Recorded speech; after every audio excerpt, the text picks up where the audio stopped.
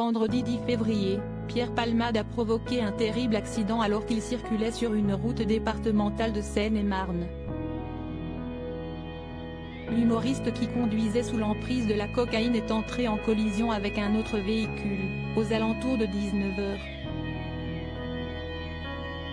À son bord, un père et son fils de 6 ans ainsi que sa belle-sœur, une femme enceinte.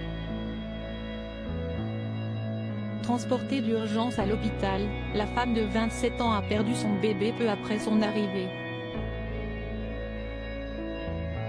4 jours après cette tragédie et alors que le père et son fils sont toujours en réanimation, Mourad Batik, l'avocat de la famille, s'est exprimé sur BFM TV.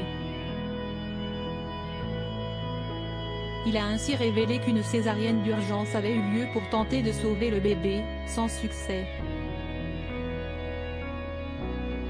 La date d'accouchement était prévue pour le 14 mai, dans 3 mois. Avant cet accident, le bébé se développait excessivement bien, il n'y avait aucune difficulté de grossesse a-t-il précisé.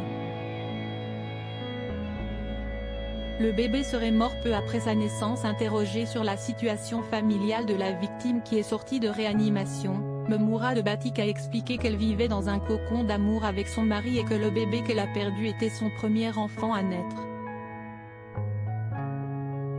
C'était une fille. Ça allait être une fille qui allait voir le jour.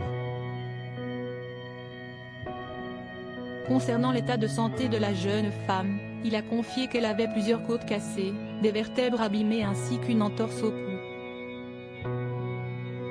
Au-delà des dommages physiques, elle se trouve actuellement dans une véritable détresse psychologique, engendrée par la perte de son enfant.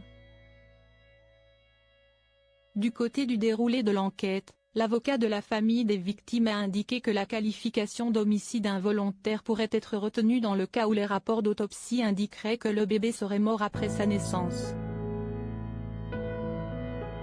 Des informations que nous avons, l'enfant serait né vivant. Mais cela reste à confirmer, a-t-il expliqué. Un élément primordial dans la suite de l'enquête,